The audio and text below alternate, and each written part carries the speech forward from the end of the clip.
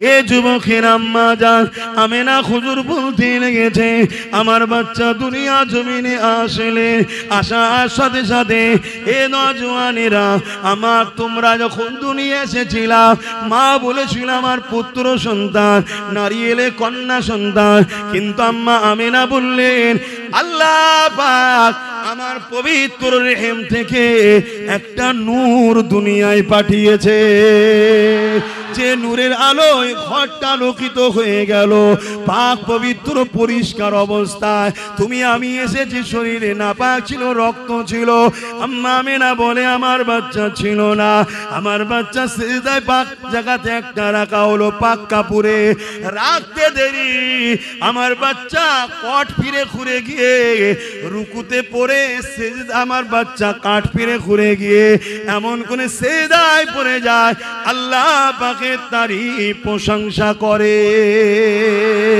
এ যুবকেরা, আম্মা আমেনা বলতে লেগেছে আমার বাচ্চা সিজদা থেকে উঠে তাসাউদে যেমন আমরা বসি ওই বৈঠকে বসে গেল, সাদা আঙুলটা আসমানের দিকে ঘোরায় আর পুরো উংলি থেকে এত নূর বেরোয়, সারা দুনিয়া আলোয় আলোকিত হয়ে গেছে।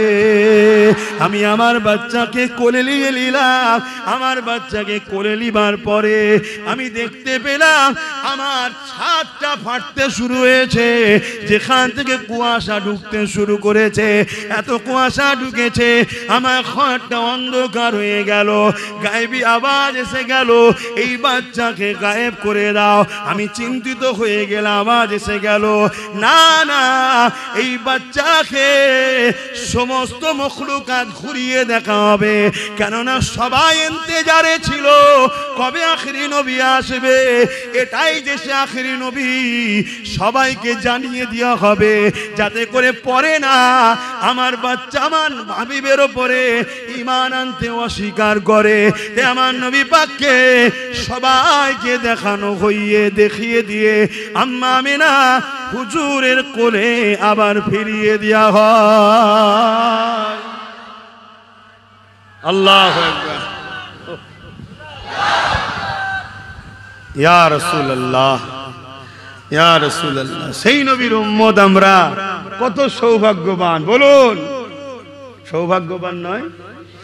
হ্যাঁ, ভালোবাসা দেখালে শুধু মুখে হবে, সেই নবীর জন্য তো তোমাকে কুরবান হতে হবে, সেই নবীর জন্য তোমাকে তো লড়তে হবে, সেই নবীর জন্য তোমাকে তো হক কথা বলতে হবে। আমরা কখনো কারো ধর্মের উপরে আঘাত, কারো ধর্মগুরুর উপরে আঘাত, কিন্তু আমার নবীর উপরে কেউ আঘাত দিলে তাকে ছেড়েও দিই না। এটা হচ্ছে আমাদের আকীদা। ঘেটো না, ঘাটলে ছাড়বো। তুমি আমায় গালি দাও, আমায় ছোট বড় কথা বলো, আমি খামোশ খেয়ে নেবো, চলো আল্লাহ বিচার করবে। কিন্তু তুমি যদি আমার নবীর ব্যাপারে পাল্লা দিতে যাও, গায়ে জোর দিয়ে প্রোগ্রাম হতে দেবো না, ভেঙে দেবো স্টেজ। শুনছেন তো নাকি? এই ছেড়ে দেওয়া যাবে? সেটাই তো আব্বাস সিদ্দিকী করেছে।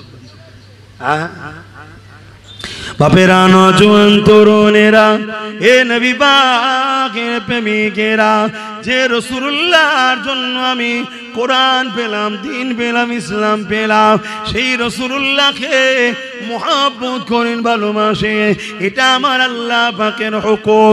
যারা নবীকে মুহাব্বত করবে, ভালোবাসবে, আল্লাহ তাদেরকে ভালোবাসবে ওয়াদা করেছে, এবং আল্লাহ তার আল্লাহকে বড় দয়ালু মেহেরবান পাবে। কুল ইন কুনতুম তুহিব্বুনাল্লাহ ফাত্তাবিউনি ইউহিব্বুকুমুল্লাহ ওয়া ইয়াগফির লাকুম যুনুবাকুম আল্লাহু গফুরুর রহিম। তাই দুনিয়ায় কে কি বলছে দেখে লাভ নাই, কেননা 30, 40, 50 বছরের জিন্দেগি, এই সামান্য জিন্দেগির জন্য আখিরাতকে অন্ধকার করবেন না। এই সামান্য জিন্দেগির জন্য আখিরাতকে জাহান্নাম ঠিকানা বানাবেন না। হ্যাঁ, ইসলামে কারোর উপরে জুলুমের ইজাজত নাই। আমি বলবো না আপনি কারোর উপরে জুলুম করে, কিন্তু কেউ যদি আগ বেরিয়ে জুলুম করে, সেই জুলুমকে ডিফেন্স করে খতম করা, এটা ইসলামে ফরজ, নামাজের থেকেও বড় ফরজ। পাওয়ারের সাথে বলি হ্যাঁ, সব থেকে বড় আফজাল ইবাদত হলো নামাজ। সব থেকে বড় আফজাল ইবাদত কি? নামাজ। ওটা হচ্ছে ব্যক্তি জীবনের জন্য। আমি আবার বলছি, একটা ব্যক্তি জীবন, একটা সমাজ জীবন। কথা কিছু বুঝে আসছে? আল্লাহ নবী চাচা যান আবু তালেব হুজুর এইভাবে রসুলকে শোনাচ্ছেন। শোনাতে শোনাতে বলছেন, একদিন আপনার আম্মা জানাবে না কুয়াতে পানি আনতে গিয়েছিল। ওই কুয়ার পানি অনেক নিচুতে থাকে, রশি দিয়ে দড়ি দিয়ে টেনে টেনে তুলতে হয়। কিন্তু আপনাকে যখন রেহেম মোবারকে নিয়ে আপনার আম্মা কুয়ার ধারে গেল, আপনার আম্মা অবাক আশ্চর্য হয়ে গেল। ওই কুয়ার ভেতর থেকে সালাম আসতে লেগেছে এবং কুয়ার পানিটা কানা পরিমাণ হয়ে গেছে এবং কুয়ার পানির ভেতর থেকে আওয়াজ আসছে, আমিনা কি দরকার ছিল আসার? হুকুম করলে ঘরে গিয়ে পাত্রে ভরে দিয়ে আসতা। এটা কি সম্ভব? একটু বলুন, এটা কি সম্ভব? পানি এসে ঘরে পাত্রে ভরে দিয়ে যাবে, এটা সম্ভব? একটু হ্যাঁ কি না উত্তর দেন। এই যে ছেলেটা উত্তর দিল, দারুণ কথা। আল্লাহ চাইলে সম্ভব। জোরে বলুন সুবহান। হ্যাঁ, আল্লাহ চাইলে। নাই গরিবের নামাজের লুটার মধ্যে আনা সাগরের পানি, কি মঈনুদ্দিন ডেকেছে, সব পানি সিমাটকে লোটা কি আন্দার সব চলে গেছে। এটা কার ক্ষমতা? আল্লাহর। কিন্তু গরিবের নামাজের দ্বারা হয়েছে, আমাদের দ্বারা হবে না। কেন? আমরা গরিবের নামাজ নয়। তো হিংসা না করে হুজুরকে ভালোবাসা দরকার, তাই তো নাকি? হ্যাঁ, তা আল্লাহ চাইলে অবশ্যই হবে। তাই মহব্বত ভরা ভালোবাসায় সকলে উচ্চ আওয়াজে দরুদ শরীফ পড়েন। আল্লাহুম্মা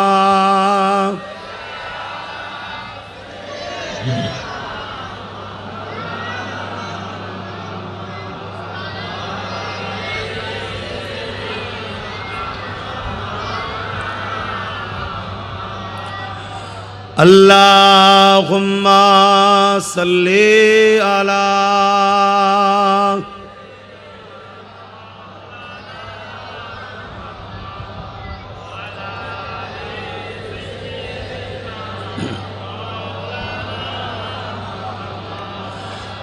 सल्ले अला पुकारो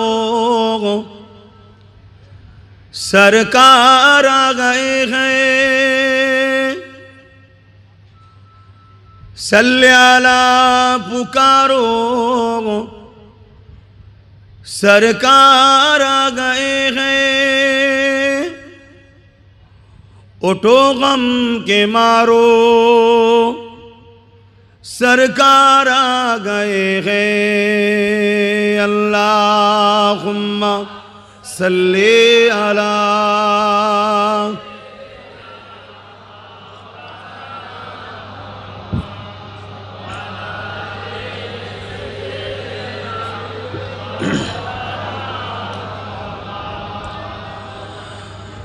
मौलूद की खरी है, चलो आमिना के घर पर। मौलूद की खरी है, चलो आमिना के घर पर। पर्दा किसका उठा है, सुबह सबे मिलादात। अल्लाहुम्मा सल्ले अला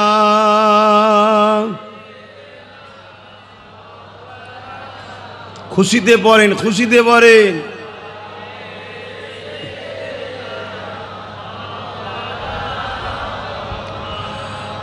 जो मांगना है मांग लो, जो लेना है सो ले लो।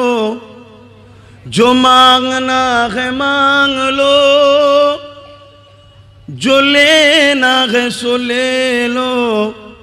दुनिया के ताजदारों सरकार आ गए हैं। सल्ले अला पुकारो सरकार आ गए हैं।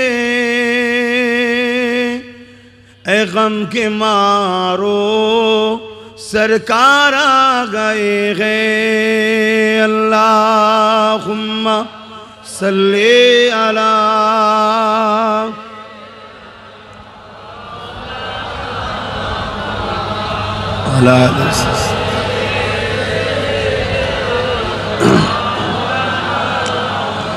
कलमे ला इलाहा इल्लल्लाह ला इलाहा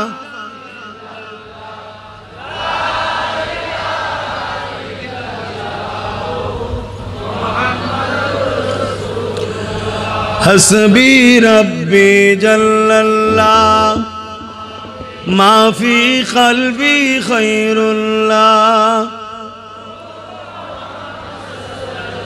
हक़ ला इलाहा इल्लल्लाह ला इलाहा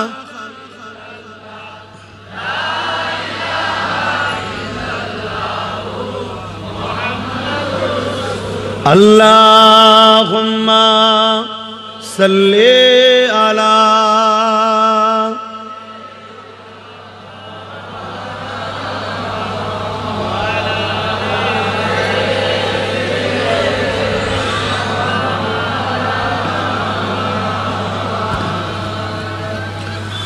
وقال الله تعالى في كلام المسيد والفرقان الحميد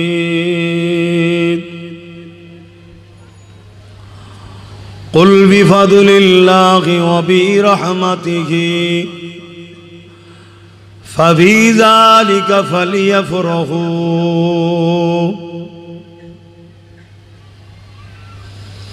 وقال الله تعالى في كلام المسيد والفرقان الحميد قد جاءكم من الله نور وكتاب مبين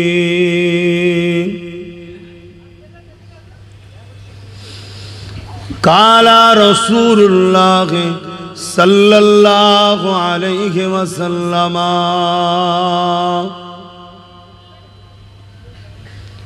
أول ما خلق الله نوري উপস্থিত আমার আব্বাজানেরা, আমার নওজোয়ান তরুণেরা, যুবকেরা, ছোট ছোট বাচ্চারা, দূর দূরান্তে অবস্থিত আমাদেরই সকলের মা ও বোনেরা, বিশেষ করে সম্মানীয় উলামা হযরত, ইমাম সাহেবগণ, হাফেজ সাহেবগণ, ইমাম সাহেবগণেরা, আল্লাহ দরবারে শুকরিয়া। কয়েক বছর ধরে আমি অধমকে আল্লাহ আপনাদের পালিতপাড়া গ্রামে নিয়ে আসছে। আল্লাহ আমাকে নবীর মেম্বারে বসাচ্ছেন এবং আপনাদের কাছে নবী পাক সাল্লাল্লাহু আলাইহি ওয়াসাল্লামের কথা বলার আল্লাহ তৌফিকও দিচ্ছেন। তাই আমি শুকরিয়া আদায় করি আলহামদুলিল্লাহ। কেন আমার মধ্যে তেমন কোনো হাইসিয়াত নেই, আমি তেমন কোনো উপযুক্ত নই যে দোনোজাহানের সুলতানের কথা চর্চা আলোচনা করার মতো। জানি না আমার আল্লাহ আমাকে কেন এই সুযোগ দিয়েছে। যা করার একবার করে ছেড়ে দাও, বেশি ঘাঁটবে না। বাঙালির হাত সবসময় খুটুস খুটুস না করলে মানায় না। পাশাপাশি আপনারাও শুকরিয়া আদায় করেন যে যার অন্তরের দিকে তাকিয়ে দেখুন, এত অন্যায়, এত পাপ, এত ভুল থাকার পরও আল্লাহ যে আপনাদের ঘরেও হুজুরের মিলাদের মাহফিলে আসা, বসার, সহযোগিতা করার, বানাবার তৌফিক যে আল্লাহ আপনাকেও দিচ্ছে, এটা কোটি কোটি শুকরিয়া। বলুন আলহামদুলিল্লাহ। কেন হুজুরের মিলাদ হুজুর খোদ নিজে বানিয়েছে, জোরে বলুন সুবহানাল্লাহ। পৃথিবীতে দ্বিতীয় কার মাজাল আছে এটাকে নিষেধ করার? শুনছেন? যারা মিলাদুন নবীকে অস্বীকার করে তারা মূলত রিসালাত নবীকেই অস্বীকার করল। মিলাদুন নবী হয়েছে বলেই তো রিসালাত পেয়েছি আমরা। নবীর যদি মাউলুদ না হতো, তশরিফ যদি না আনতেন, তাহলে আমরা সিরাতুন নবীটা পেতাম কার? जिनारी सिरात হয় তিনারই তো মিলাদের আলোচনা। কোন জীবনে লিখতে গেলে তার বাল্য জীবন, শৈশব জীবন, কৈশোর জীবন বাদ দিয়ে লেখা হয়? একটু বলবেন তো। জীবনী লিখতে গেলে এটাও তো থাকে, তার বাল্য জীবন, তার জন্মস্থান, তারিখ কত, বাপের নাম কি, মায়ের নাম কি। এখন তো আবার দেশের হুকুমত বলছে কোন হসপিটালে হয়েছে, কিভাবে হয়েছে, কে ডাক্তার ছিল, কি ইত্যাদি ইত্যাদি বিবরণ লাগে না লাগে না? তা যে কোনো ব্যক্তির জীবনী লিখতে গেলে তার বাল্য জীবন, কৈশোর জীবন, শৈশব জীবন থাকবে তো। ঠিক তেমন আমার হুজুরের জীবনীর মধ্যে শিশুবেলার জীবনটা আছে না নাই? তো এই মাস এলে শিশুবেলার জীবনী আলোচনা হয়। আপনার ক্ষুদ্র জ্ঞানে বলুন, যারা উম্মতে মুহাম্মাদি, আপনাদের কি নবীর ছোটবেলার জীবনী আলোচনা করাতে কোনো আপত্তি আছে? যদি কেউ আপত্তি করে মনে হয় সে আমার নবীর উম্মত। এটা একটা নরমাল বিষয়। হ্যাঁ, মিলাদুন নবীকে কেন্দ্র করে শরিয়াত বিরোধী যে কাজগুলো হচ্ছে, ডিজে টিজে লাগিয়ে হই হাই করা, আপনি ওটার বিরোধী করুন না, আমরাও তো বিরুদ্ধে।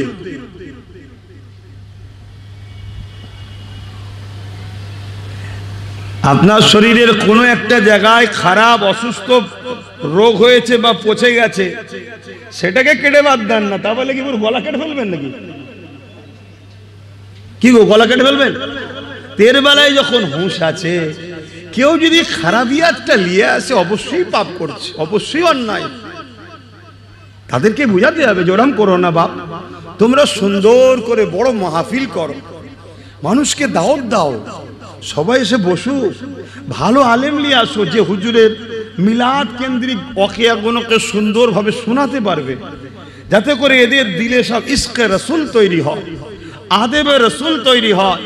পাশাপাশি এই নিয়ামত যে আল্লাহ দিয়েছে, আল্লাহ শুকরিয়াটাও আদায় করবে। জোরে বলুন সুবহানাল্লাহ। আল্লাহ তো বলেছেন আমার নিয়ামত পে শুকরিয়া আদায় করো, বলেছে না বলেন? ওয়া আম্মা বিনি'মাতি রাব্বিকা ফাহাদ্দিস, আমার নিয়ামত পে খুব চর্চা করো, খুব প্রচার করো, খুব আলোচনা করো। ও শুকরিয়া আদায়ের অনেক ধরন আছে। শ্রেষ্ঠ নিয়ামত যেটা, সেই নিয়ামত পেয়ে তোমাকে মানুষকে শোনাতে হবে যেই নিয়ামতটা আল্লাহ আমায় দিয়েছে।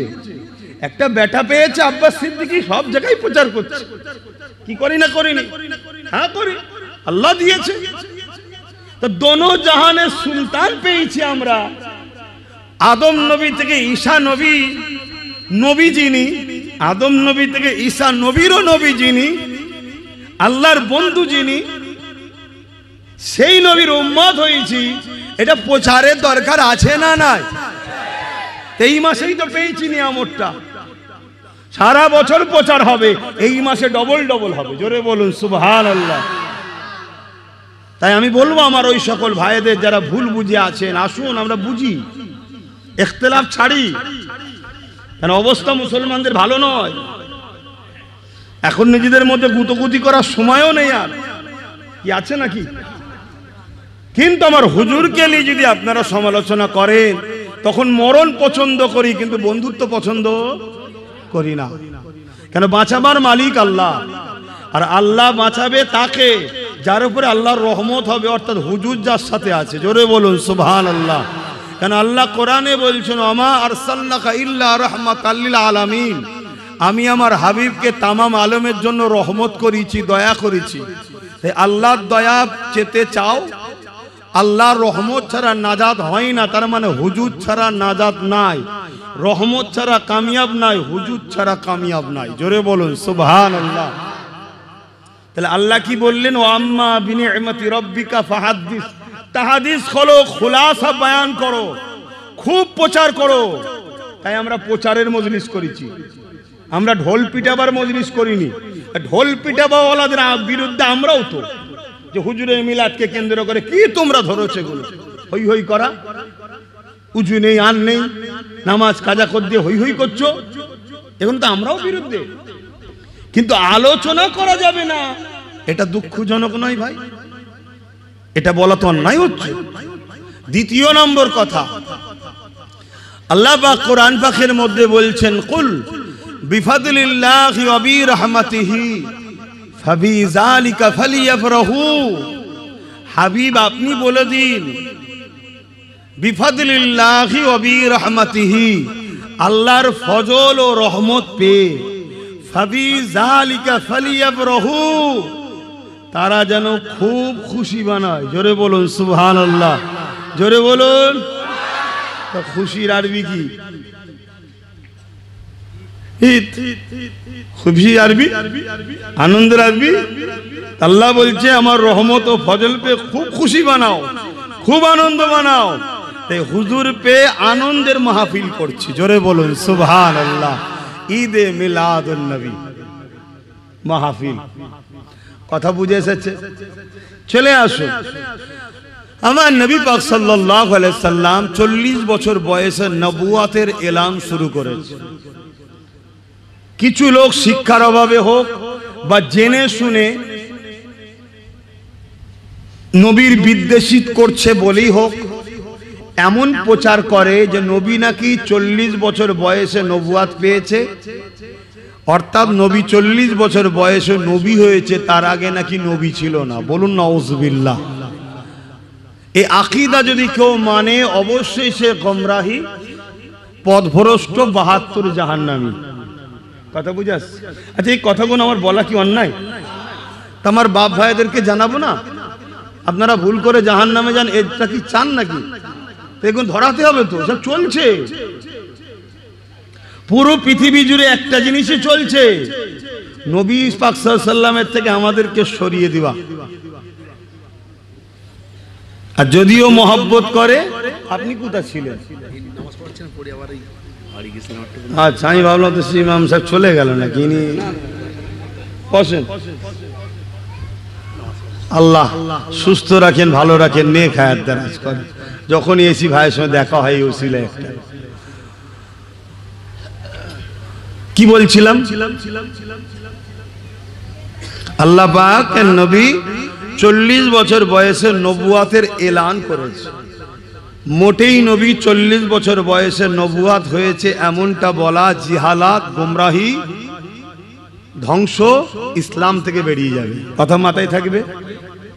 আমার নবী তো তখনও নবী ছিল যখন বাপ আদম সফিউল্লাহ পানি কাদার সঙ্গে মিলেছিলেন, তারও হাজারো হাজারো বছর আগে আমার রসুল নবী ছিলেন। জোরে বলুন সুবহানাল্লাহ।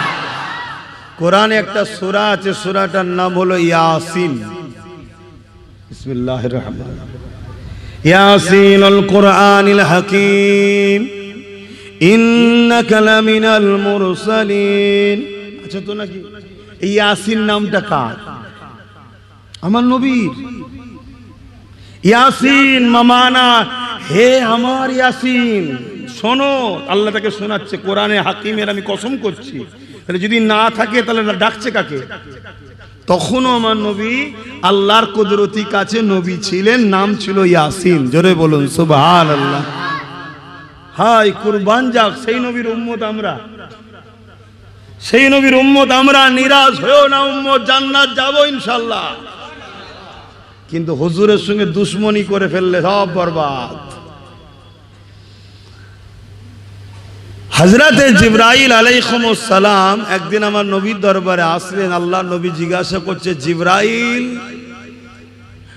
आपका उम्र कितना साल हुआ है, আপনার বয়স কত? জিবরাইল সাল্লাম বলছেন যে হুজুর আমি একটা নমুনা বলছি। কি নমুনা? আমাকে যখন আল্লাহ বানিয়েছিলেন তখন কিছুই ছিল না, না ইসরাফিল ছিল, না মিকাইল ছিল, না আজরাইল ছিল, না আরশ, না জমিন, না আসমান, না সাজার, না বসার, না কুছ ভি না থে। তখন আল্লাহ আমাকে বানিয়েছে। আমি মাথা তুলে দেখি আরশের নিচে একটা নূরের চাদর রয়েছে, তাতে একটা তারা স্টারের চমক দেখতে পাই। জোরে বলুন সুবহানাল্লাহ। যেটা দেখে আমি বড় খুশি ও আনন্দ হয়ে যাই। আর এত সুন্দর ছিল এই নূরটা, যার আমি দিবানা হয়ে যাই। কখন আর একবার দেখতে পাবো? জোরে বলুন সুবহানাল্লাহ। ইন্তজার, ইন্তজার, যে কোনো জিনিসের ইন্তজার করলে আরো বেশি মিঠা হয়, তাই তো নাকি? আল্লাহ সেটাও প্রমাণ করে দেখাচ্ছে। 70,000 साल गुजर गए, दोबारा দুবার বা দ্বিতীয়বার ওই তারাকে আবার একবার দেখতে পেয়েছি। জোরে বলুন সুবহানাল্লাহ। কত হাজার বছর পর? একটু সবাই বলুন। আবার দ্বিতীয়বার দেখে আরো দিবানা, আবার দেখার ইন্তজার। আবার 70,000 সাল পরে আবার একবার দেখতে পাই। কত সাল পরে? জিবরাইল বলছে 70,000 বছর পরে পরে একবার করে ওই তারাটা দেখতে পাই। আর আমি ওই তারাটাকে দেখেছি, ওই নূরটাকে দেখেছি মোট 72,000 বার। জোরে বলুন সুবহানাল্লাহ। তাহলে জিবরাইলের বয়স কত? ক্যালকুলেটর, কম্পিউটার সব ফেল হয়ে যাবে, সংখ্যা পাবেন না। 70,000 বছর ছাড়া ছাড়া একবার উদিত হয়। আর দেখেছে মোট কতবার? 72,000 বার। কথা শেষ। আল্লাহ নবী বলছেন জিবরাইল ওই নূর, ওই তারাটা আমি মুহাম্মদ রসুল। জোরে বলুন সুবহানাল্লাহ। আরো জোরে বলুন। সেই নবী পাক সাল্লাল্লাহু আলাইহি সাল্লামের উম্মত আমরা। একটা জিনিস হয় আম, একটা হয় খাস। আল্লাহ পাকের কিছু জিনিস আছে যেটা আমাদের জ্ঞানের বাইরে খাস। যেমন নবী উজাইর আলাইহিস সালাম 100 বছর ইন্তেকাল করেছিলেন। 100 বছর পর আবার আল্লাহ তানাকে জীবিত করেছিলেন। জীবিত করে দুনিয়াদারি, সংসার টংসার সবই করেছে। শুনছেন? এটা কিন্তু একটা স্পেশাল আল্লাহর কুদরত।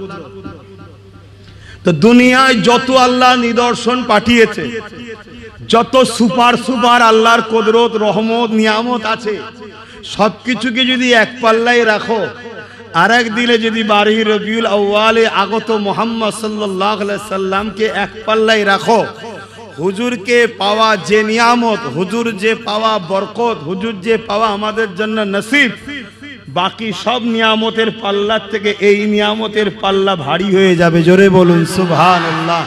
তো এই নিয়ামতের চর্চা তুমি যতই করো না কেন শেষ করতে পারবে না। তাই সারা বছর হুজুরকে নিয়ে আলোচনা হবে। এ মাসে হুজুরের মিলাদের আলোচনা হবে। কথা বুঝে এসছে? 40 বছর বয়সে নবী কি করলেন? নবী হলেন, এলান করলেন, এই আমি নবী। এই যে ঘোষণাটা দিল, কথা কিছু বুঝে আসছে? তার আগে ঘোষণা দেয়নি। তার আগে ঘোষণা না দেওয়ার দরুন যতগুলো লোক মক্কাতে এক আল্লাহকে মানতো, মেনে ইন্তেকাল করেছে, সব জান্নাতি। বলুন সুবহানাল্লাহ। আমার নবী যেদিন থেকে ঘোষণা করেছে আমি নবী, যারা এক আল্লাহ মেনেছে, নবী মানেন, সব জাহান্নামী। কিছু বুঝতে পারলেন? ঘোষণা দিবার পর মানাটা জরুরি। তার আগে পর্যন্ত ঘোষণা যখন দেয়নি শর্ত নয়। 40 বছর বয়সে ঘোষণা দিলেন, লা ইলাহা ইল্লাল্লাহ আনা মুহাম্মদ রাসূলুল্লাহ সাল্লাল্লাহু আলাইহি ওয়াসাল্লাম। নবী পাক সাল্লাল্লাহু আলাইহি ওয়াসাল্লাম এই নবুয়তের এলানের পর বকরি জবাই করে খানা করে, শোনো যুবকরা, বকরি জবাই করে খানা করে নিজের মিলাদের খুশির খানা সাহাবাদেরকে খাইয়েছে। জোরে বলুন সুবহানাল্লাহ। হুজুর যেটা করে দিয়েছে ওটা সুন্নাতে রাসূল হয়ে গেছে, এতে কলম চালাবার ক্ষমতা কারো। এখন একটা ইখতিলাফ আগামী দিন আপনাদের কাছে হতে পারে, কেউ এসে বলতে পারে ওটা আকিকা ছিল রে বাবা। কি ছিল? আকিকা। আরে নবী পাকের আকিকা, নবী পাকের দাদা 7 দিন যখন নবী পাকের দুনিয়াবি বয়স, দুনিয়াবি আগমন 7 দিন যখন নবী পাকের দাদা আব্দুল মোতালেব হুজুর আকিকা নবী দিয়ে দিয়েছিলেন। বলুন সুবহানাল্লাহ। তর্কের খাতিরে তারপরেও বলছি, যদি 40 বছর পরে ওটা আকিকা হয়, আমি জানতে চাইছি আকিকা বাচ্চা হলে খাওয়ায় না মরলে খাওয়ায়? তো নবী যে খানাটা খাইয়েছে আকিকা বলুন আর মিলাদ বলুন, হওয়ার খুশিতে খাওয়াইয়েছে না যাওয়ার খুশিতে? কথা কিছু বুঝে আসছে? যেদিকেই যাও হুজুরের মিলাদের খানা হুজুর খাইয়েছে। তবে যদি কেউ বলে এটা আকিকা, অনেক বড় সে প্রশ্নের সম্মুখীন হয়ে যাবে। কেন? রাসূলের দাদা যেখানে 7 দিন পরে করেছে, কথা বুঝে আসছে? শরিয়াতে এরকম 7 দিন নাই, 14 দিন নাই, 21 দিন, সেখানে হুজুর করছে 40 বছর পরে আকিকা। দ্বিতীয় নম্বর, যদি বলে না জাহিলিয়াত যুগের কথা ছিল তাই নবুয়াতের ঘোষণার পরে করেছে, নবুয়াতের ঘোষণার পরেই যদি করতে হয় তাহলে তো আগে আম্মাজান খাদিজা হুজুরের নেকাটা দৌড়ানো দরকার ছিল। কথা মাথায় ঢুকছে? নাউজুবিল্লাহ বলেন। এসব প্রশ্ন যারা তোলে তারা মূলত ফিতনা সমাজে তৈরি করছে। অবশ্যই ঠান্ডা মাথায় বিবেকের বুদ্ধিতে গুঁজেলেন। হুজুর নিজের মিলাদের খানা নিজে করেছেন এবং প্রতি সোমবার দিন দয়ার নবী রোজা রাখতেন। হুজুর কেন? আল্লাহ নবী বললেন সোমবার দিন আমার আগমনের দিন, তাই আমি রোজা খুশিতে শুকরানা রাখি। জোরে বলুন সুবহানাল্লাহ।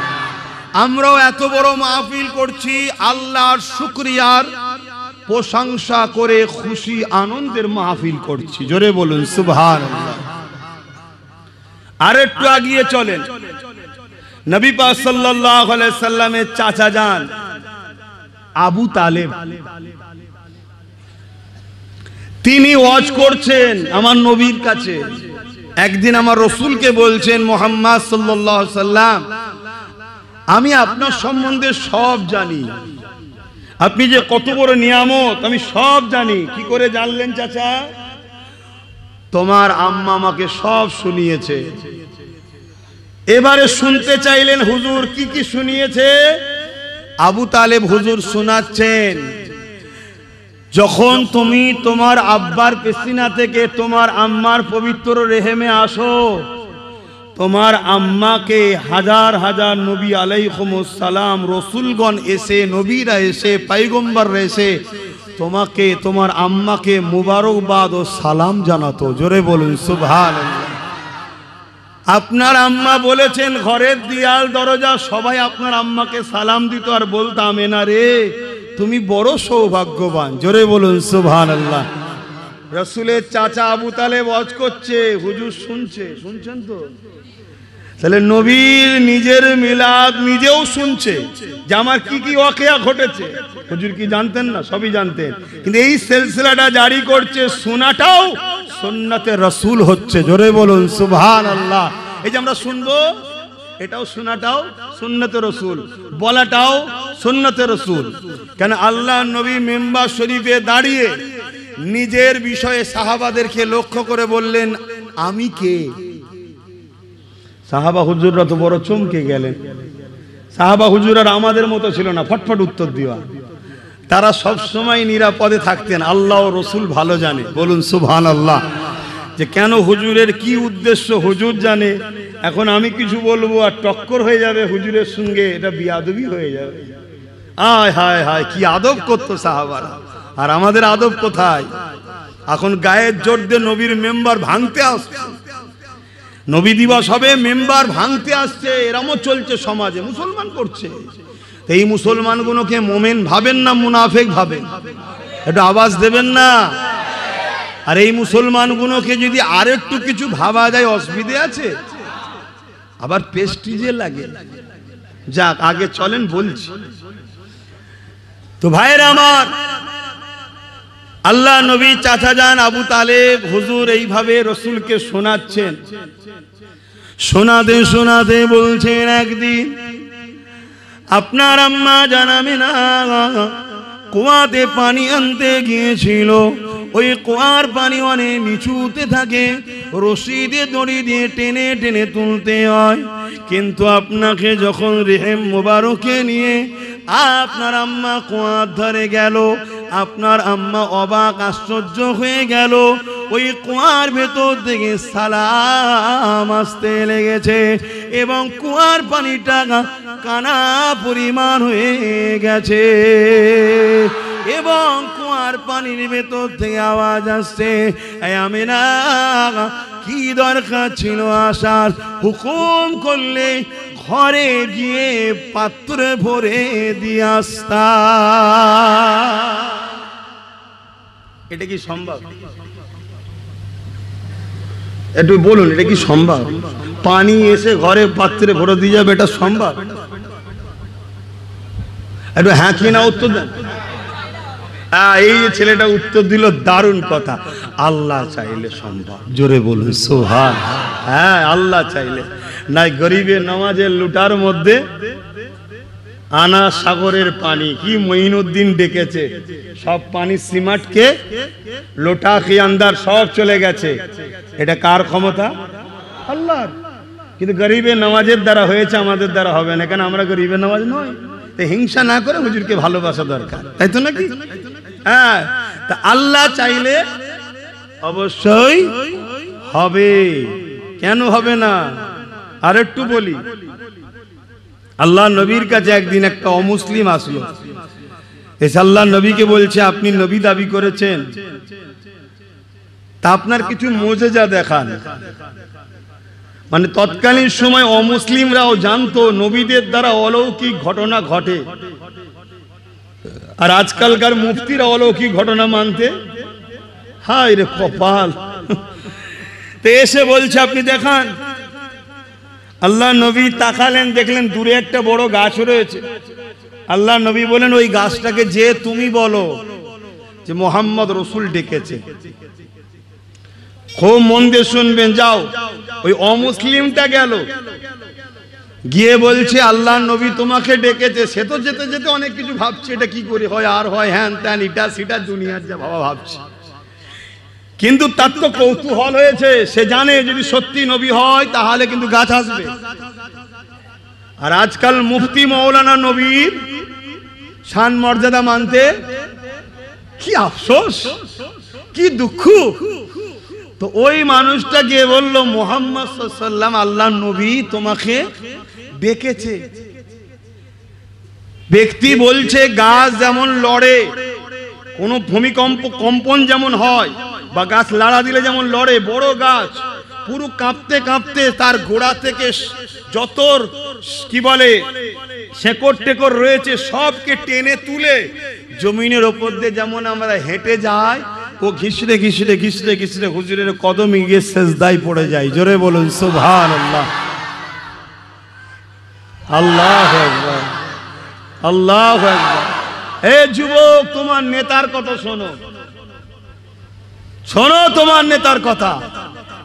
শুধু জুড়ে রাখো হুজুরের কদমে, গোলামির বেলটা গলায় লাগাও হুজুরের।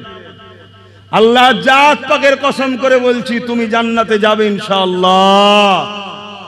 কিন্তু হুজুরের গোলামির বেল তোমার গলায় আছে কিনা এটা দেখার বিষয়। হুজুরের গোলামির বেল যদি না থাকে, তুমি যত বড় আল্লামা হও, যত বড় পীর সাহেব হও, যত বড় পীরজাদা হও, সমাজ হয়তো তোমাকে একটু বাহাবা করবে, নজরানা দেবে, রসগোল্লা পান্তুয়া মুরগির রান সব খাওয়াবে, কিন্তু জাহান্নামে যেতেই হবে। কোন রকম তোমার জন্য টিকিট ওয়েটিং নেই, কনফার্ম ওপেন কথা। আমার কাছে দাওয়াত করলেও বলবো, না করলেও বলবো। কথা বুঝছেন তো নাকি? আর যার গলায় হুজুরের গোলামির বেল আছে, সে যদি পৃথিবী বিখ্যাত পাপীও হয়, তারপরেও কেউ বলতে পারবে না যে ও জাহান্নামে যাবে। শুনছেন?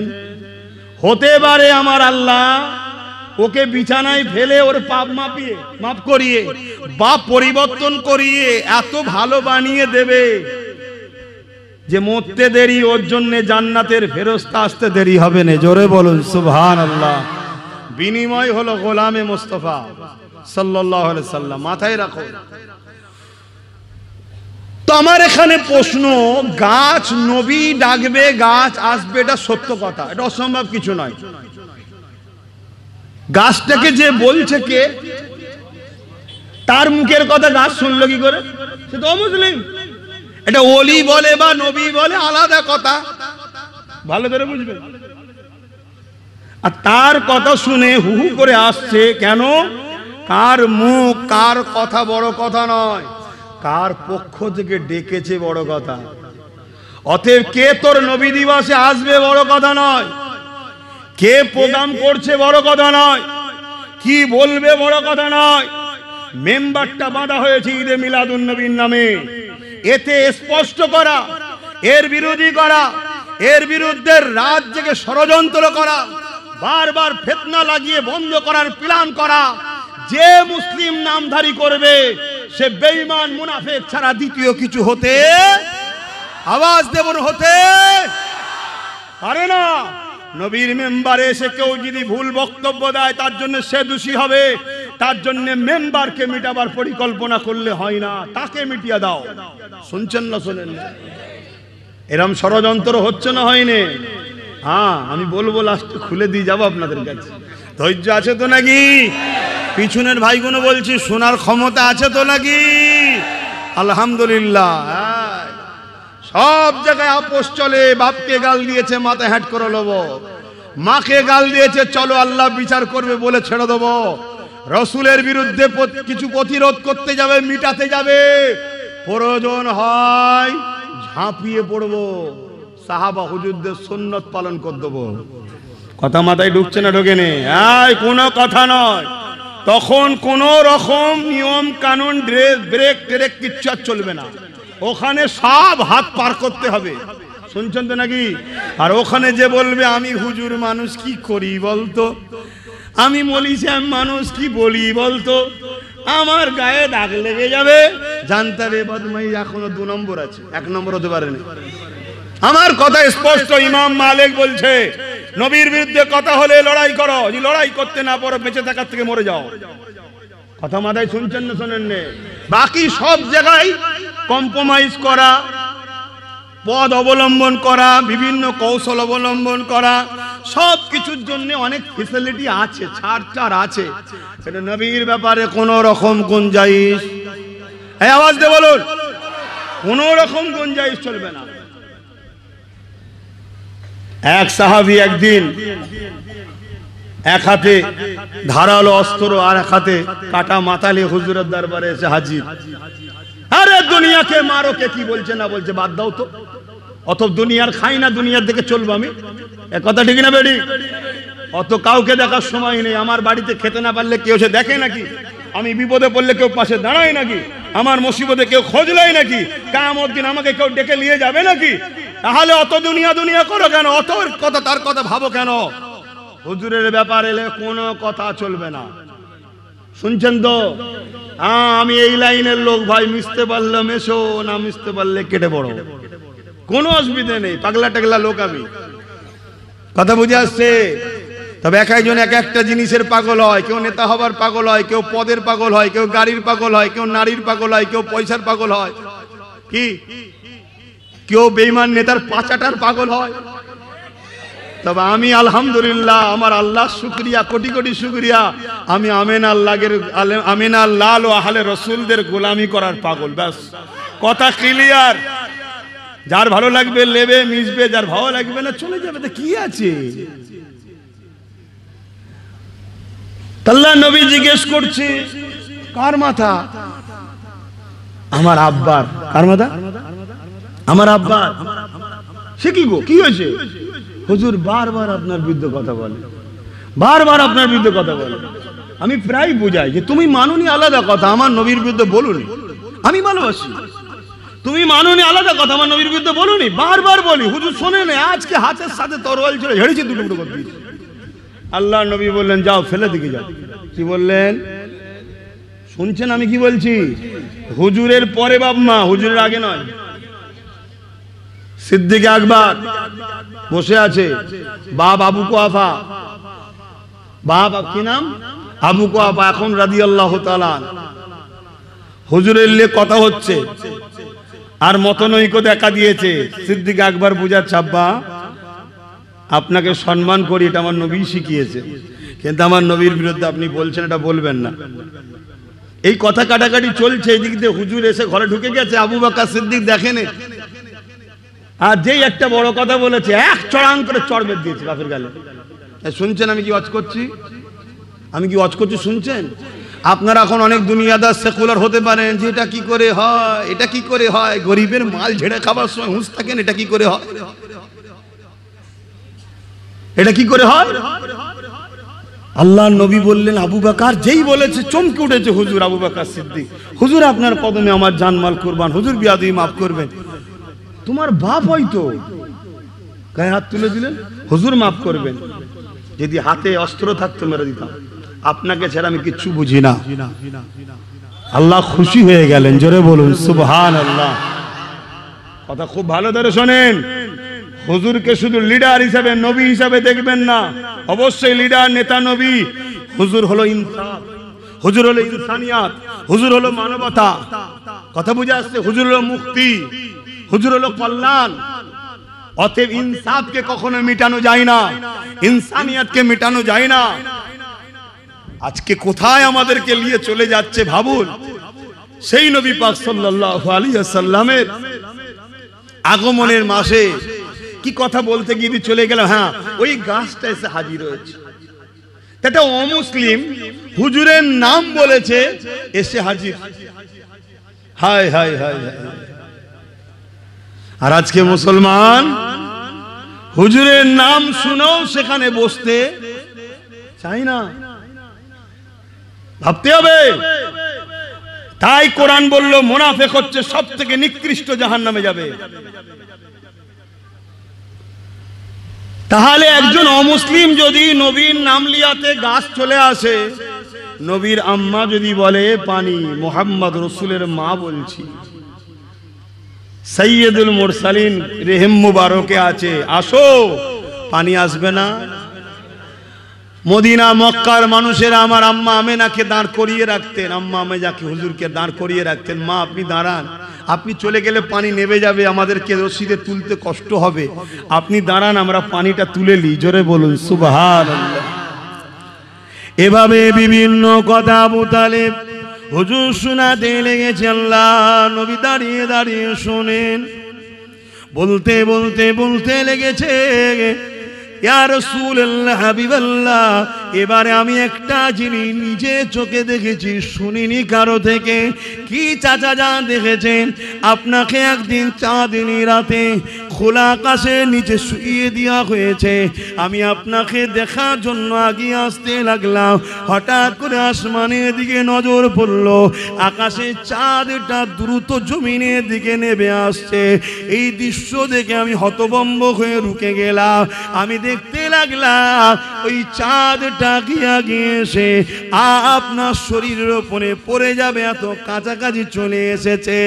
আমি চিৎকার দিয়ে চোখ বন্ধ করে ফেললাম, না জানি আমার ভাতিজার ক্ষতি হয়ে যাবে, আমার ভাইপোর ক্ষতি হয়ে যাবে। কিন্তু চোখ খুলে অবাক হয়ে গেলাম, চাঁদ আপনার দুলনার উপরে রয়ে গেল। আপনি হাত পা দুলাতে লেগেছেন, আর আপনার হাত পা দুলানোর ইশারাতে চাঁদ এমন করে আপনাকে যেন খেলা দেখাচ্ছে, এইভাবে লড়তে লেগেছে। আরো জোরে বলুন সুবহান। দুনিয়াদারের ব্রেনে ঢুকবে এত বড় চাঁদ আসলো কি করে? চাঁদ যদি চলে আসলে তাহলে তো পড়ে যাবে, ধ্বংস হয়ে যাবে, এটা হয়ে যাবে। কিন্তু যে আল্লাহর শক্তি বিশ্বাস করে, তার কাছে কোনো প্রশ্ন আছে? কারণ চাঁদ যিনি বানিয়েছে তিনি বড়ও করতে পারে, ছোটও করতে পারে, কন্ট্রোলও করতে পারে, এই জায়গায় যে দাঁড়াবি সেটাও বলতে পারে। কথা কিছু মাথায় ঢুকছে? এটাই তো পরীক্ষা। এসব ঘটনাগুলো কেন ঘটে? দুনিয়াকে তো আল্লাহ নিদর্শনগুলো দেখায় যে আমার পাওয়ারটা দেখ, আমার পাওয়ারটা দেখ। তো ভাইয়ের আমার, এই আলোচনাগুলো যে হচ্ছে বলুন, এতে আমরা খুশি হচ্ছি না বেজার হচ্ছি? আমাদের মনটা বড় হচ্ছে না যে আমাদের নেতা তো তিনি, যার জন্য চাঁদ খেলনা হয়ে এসেছে? জোরে বলুন সুবহানাল্লাহ। আবার বড় হয়েই দুনিয়াবি বড়, দুনিয়াবি বড়। কেন নবী পাক সাল্লাল্লাহু আলাইহি ওয়াসাল্লামের চাচা হযরত আব্বাস রাদিয়াল্লাহু তাআলা আনকে জিজ্ঞাসা করা হয়েছিল, আয় হযরত আব্বাস, আপনি বড় না নবী বড়? আপনি বড় না নবী বড়? আহা, কত সুন্দর উত্তর দিয়েছেন। দেখেন সাহাবারা কত আদবওয়ালা হয় দেখেন, আর আমরা তো বিয়াদব হয়ে গেলাম। হযরত আব্বাস রাদিয়াল্লাহু তাআলা আন বললেন, আরে বড় তো আমার নবী, দুনিয়ায় এসেছি আমি আগে। বলুন সুবহানাল্লাহ। কত সুন্দর আদবের কথা বললো। বললো না যে আমি বড়, বড় তো আমার নবী, আর দুনিয়ায় এসেছি আমি আগে। কিছু বুঝতে পারলেন? উনি বলতে পারতেন তো আমি চাচা হই, আমি আগে এসেছি, আমার বয়স বেশি। না না, উনি সব জানে। এজন্যই বললেন বড় তো আমার নবী, দুনিয়ায় এসেছি আমি আগে। আমার নওজোয়ান তরুণেরা, আল্লাহ নবী চাচা জান হযরত আব্বাস রাদিয়াল্লাহু তাআলা তিনি বলতে লেগেছে, আমরা এলাকার মানুষদিগকে ডেকে নিয়ে আমার নবী পাকের শিশুবেলা আলোচনা করতেছিলাম। আল্লাহ নবী মাহফিলে চলে আসলেন, আমরা হুজুরকে দাঁড়িয়ে সালাম দিলাম। আল্লাহ নবীকে বললাম একটু হাজিরি দেন। আল্লাহ নবী জানতে চাইলেন চাচা জান কি আলোচনা হচ্ছে? আমরা বলতে লাগলাম আপনার শিশুবেলা আলোচনা হতে লেগেছে। আল্লাহ নবী বলেছিলেন চাচা যান, আপনারা যে আমার শিশুবেলা আলোচনা করছেন এটা শুনে আমি বড় খুশি হলাম, এবং আপনাকে খুশির সংবাদ দিই, আপনাদের এই মাহফিলে আল্লাহর অগণিত রহমতের ফেরেশতারা আসা শুরু করেছে।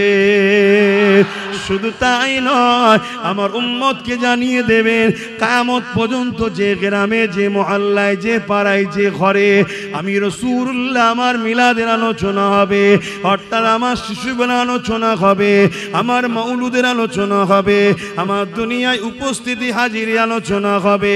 এই আলোচনা করে আনন্দ খুশি শুকরিয়া আদায় করবে আল্লাহ। আমি রাসূলুল্লাহ জানিয়ে দিই, ওয়াজাবাত লাহু শাফাতি, তাদের জন্য আমি নবী আমার শাফাত ওয়াজিব হয়ে যাবে। এ যুবকেরা হযরতে ফারুক আজম বলতে লেগেছে, এ দুনিয়ার মানুষেরা যারা আমার নবীর মিলাদুন নবীর মাহফিল করলে, আমার নবীর শিশুবেলা আলোচনার মাহফিল করলো, তারা যেন ইসলামকে জিন্দা করার কাজ করে ফেললো। হযরতে আবু বকর সিদ্দিক বলে, وقال أبو بكر الصديق من أنفق درهما على قراءة مولود النبي صلى الله عليه وسلم كان رفيقي في الجنة। যারা আমার নবীর মিলাদুন নবীর আলোচনার মাহফিল বানালো, ওই মাহফিলে 1 দিরহাম দান করলো, আমি আবু বকর জানিয়ে দিলাম তারা আমার জান্নাতি বন্ধু হবে। আরো জোরে বলুন সুবহান আল্লাহ আল্লাহ। বলেন না আমার সাথে, সাইয়্যিদি ও মুরশিদি, জোরে জোরে বলেন। আপনারা বলবেন ইয়া নবী ইয়া নবী। আমাদের সরদার কে? আমাদের মুর্শিদ কে? আমাদের সরদার, আমাদের মুর্শিদ হুজুর পাক সাল্লাল্লাহু আলাইহি ওয়াসাল্লাম। মূল শুরু ওখান থেকে। কথা বুঝে আসছে? সৈয়দ মানে সরদার, মুর্শিদ মানে পথ প্রদর্শক। আমাদের মূল পথ প্রদর্শক তো হুজুর। হুজুরের কথাই তো সাহাবারা, তাবিঈনরা, তাবে তাবিঈনরা, ইমামরা, খাজা হুজুর, আমার মুজাদ্দেদ জামান হুজুর, বসিরহাটে আল্লামা হুজুর, আপনাদের এখানে জালালি সাহেব হুজুর। আপনি জানেন জালালি সাহেব হুজুর এই পশ্চিম বাংলায় সর্বপ্রথম রসুলের মিলাদের জুলুস বার করেছিলেন, হুজুর বার করেছিলেন। কিন্তু এখন যে জুলুসের নামে হচ্ছে এরকম নয়, এরকম নয়। সেখানে দাঁড়িয়ে টুপি উজু অবস্থায় সব ভালো লোকেরা, কোনো মানুষের ডিস্টার্বও হবে না, একটা সুন্দর র্যালি করে জুলুস করে মানুষকে হুজুরের আগমনের পাইগাম দেওয়া, শান্তির মেসেজ দেওয়া। আর এখন কি হচ্ছে, ছেলে মেয়ে একসাথে বক্স টক লাগিয়ে যা করছে, এগুলো আমার ভয় হয় এরা গুস্তাখে রসুল হয়ে নিজেদের ঘরে জাহান্নামের খোরাক বানাচ্ছে। মহব্বতের নামে কাদের পাল্লা এরা পড়ছে আল্লাহই জানে। আল্লাহ এদেরকে হেদায়েত করো, বলুন আল্লাহুম্মা আমিন। বলুন সৈয়দি ও মুর্শিদি, আরো জোরে জোরে বলুন সৈয়দি ও মুর্শিদি, সবাই বলুন সৈয়দি ও মুর্শিদি, নারী দিবেন। সেই নবী পেয়ে আমরা কি খুশি নয়? বলুন আমরা কি খুশি নয়? জবানে সাক্ষী দিতে হয়, বলুন খুশি নয়? হ্যাঁ, খুশির আলোচনার মাহফিল করছি, আল্লাহ নিয়ামতের শুকরিয়ার আলোচনার মাহফিল করছি, আল্লাহ নিয়ামতের প্রচার করছি। আল্লাহ নিয়ামতটা এই মাসে এসেছিল, তাই এই মাসে নিয়ামতের শুরুর আলোচনা হয়। 1 লক্ষ মতান্ত 2 লক্ষ 24,000 নবী রাসূল দুনিয়া জমিনে এসেছেন। সমস্ত নবীরা আমার নবীর আগমনের মেসেজ দুনিয়াকে দিয়েছে।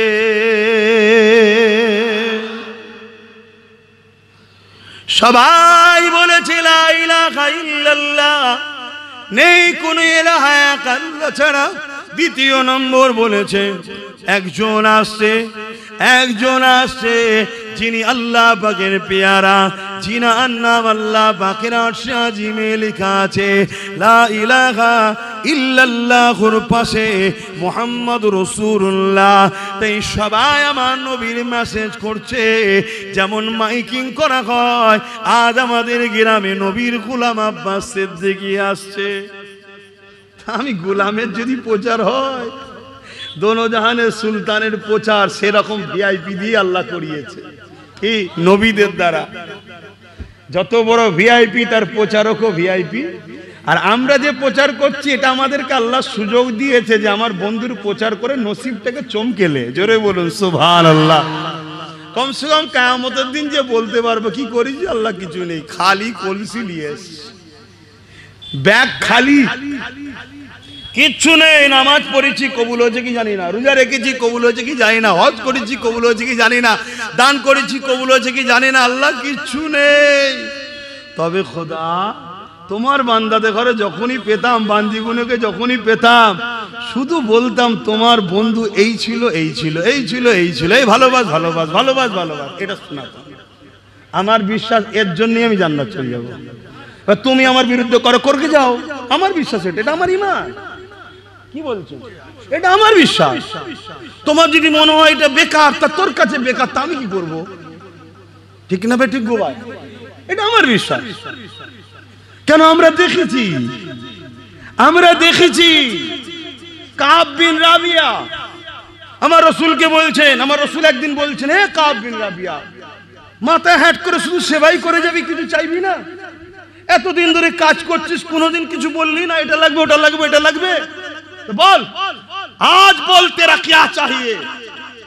আজকে আমি নবী জালালে আছি, বল কি লাগবে তোর। কাব বিন রাবিয়া কি বলছে, হুজুর আপনি যখন বলার ইজাজত দিয়েছেন, আমি বলছি জান্নাতে আপনার গোলামি করার সুযোগ যেন হয়, বলুন সুবহানাল্লাহ। অর্থাৎ জান্নাতও আপনার গোলাম হব। আল্লাহ নবী কি বললেন, এইসব কি দোয়া চাইছিস? কবে তুই মরবি, কবে আমি ইন্তেকাল করব, কবে যা বিচার হবে, কবে জান্নাত হবে, কি হবে, আমি কোথা থাকবো, তুই কোথা থাকবি, এরম বলেছে? এখন মনি সাহেবরা তো এরমই বলে সব, যে নবী কোথা থাকবে নবী জানে না, বলে না বলে না। এরা মনে হয় আমার নবীর উম্মত। এসব ভাড়া করাটা একটু যে ভাড়াটিয়া, এদেরকে ছাড়া হয়েছে আমাদের যুব সমাজের ঈমান চুরি করার জন্য। প্যান্ট শার্ট পরা, দাঁড়িয়ে নামাজ নেই, রোজা নেই, হজ নেই, কিছু নেই। কমসে কম ঈমানদার গুলো, পাপি মার খাবে কিন্তু ঈমান আছে, ওইটাকেও চুরি করবে বলে সব বেরিক বার করে দিচ্ছে বাজারে, ছেড়ে দিচ্ছে, যা যা বুঝা বুঝা বুঝা। হ্যাঁ, সব বড় বড় সেজে বুঝে, বড় বড় মিশরি সাহেব, বড় বড় আজহারি সাহেব বয়ান দিচ্ছে। কথা বুঝছেন না? যুবক ছেলে মনে করছি বিরাট কিছু হচ্ছে, ভালো কথা মিষ্টি কথা বলতে বলতে বলতে বলতে টুক করে কিয়ামতের দিন আমার নবী ভ্যাল ভ্যাল করে চেয়ে থাকবে, নাউজুবিল্লাহ। সবাই বলবেন নাউজুবিল্লাহ। যে চুপ থাকবে তার ঈমান চলে যেতে পারে, বলুন নাউজুবিল্লাহ। এটা কোনো কথা হলো? হ্যাঁ, হায় হায় হায় হায়, কি শিখাচ্ছে। এখন আবার মুনাফেক গুলো আমার বিরুদ্ধে লড়াই করে পাচ্ছে না, এইসব মুনাফেক বক্তাদের ওয়াজ কেটে কেটে আমার সঙ্গে সেটিং করছে। দেখো আব্বাস সিদ্দিকী কি বলেছে, আর এই মুনাফেক বক্তা কি বলেছে। এই বক্তা বলছে কে জান্নাতি কে জাহান্নামী বলা যাবে না, আব্বাস সিদ্দিকী বলে দিয়েছে জাহান্নামী আর কুকুর। তোর মৌলী সাহেব ঠিক আছে কি দেখ রে, তোর মৌলী সাহেব ইহুদিদের চর নয় তো, তুই যা সাহারা লিখছিস সে এক জাহান্নামের কুকুর নয় তোমার। কথা বুঝছেন না, বোঝেন না? এত বড় স্পর্ধালে বলে যাচ্ছি, এত বড় তাকত দিয়ে বলে যাচ্ছি। কারো যদি ডিস্টার্ব হয়, অসুবিধা হয়, ভাড়াটিয়ার টাট্টুলিয়ায় ব্রিগেডের ময়দানে পুরো বাংলার মানুষ আসবে। আব্বাস সিদ্দিকীর বলা যদি ভুল হয়, আব্বাস সিদ্দিকী শরিয়াত বিরোধী হাদিস বিরোধী কথা বলে থাকে, ওইখানে যা শাস্তি দিবি, মৃত্যুদণ্ড থেকে শুরু করে সবটা মেনে নিতে রাজি। আলহামদুলিল্লাহ, প্রমাণ করে দেবো তোকে যারা বাঁচাতে চাইছে তারাও মুনাফিক, তারাও মুনাফিক, তারাও মুনাফিক। আমার রসুলের যে নয় সে আবার কি?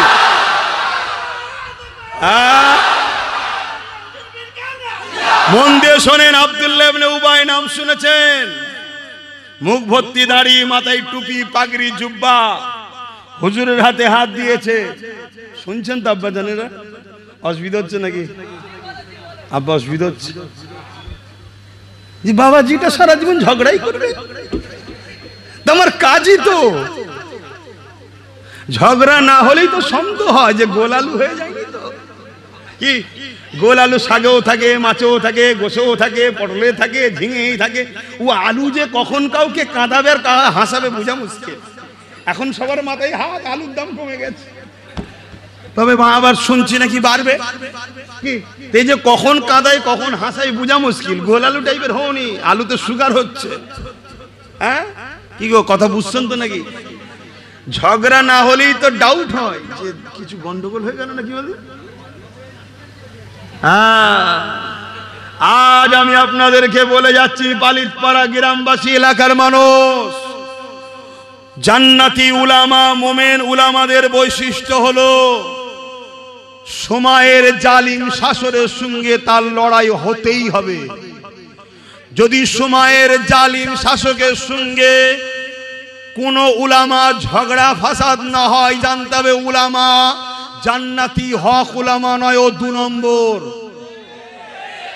আসো, আমার এই কথাকে কে কাটবে? চলে আসো, চলো কিতাব খোলো, ইমাম বুখারীকে জিজ্ঞেস করো ঝগড়া হয়েছে, ইমাম আবু হানিফার সঙ্গে ঝগড়া হয়েছে, ইমাম মালিকের সঙ্গে হয়েছে, ইমাম সুফিয়ান সাউরির সাথে হয়েছে, যত ইমাম যুগে যুগে মুজাদ্দিদ আল-পেশানির সাথে হয়েছে, গরিবে নামাজের সাথে হয়েছে, আমার আবু বকর সিদ্দিকীর সঙ্গে ব্রিটিশের ঝগড়া হয়েছে।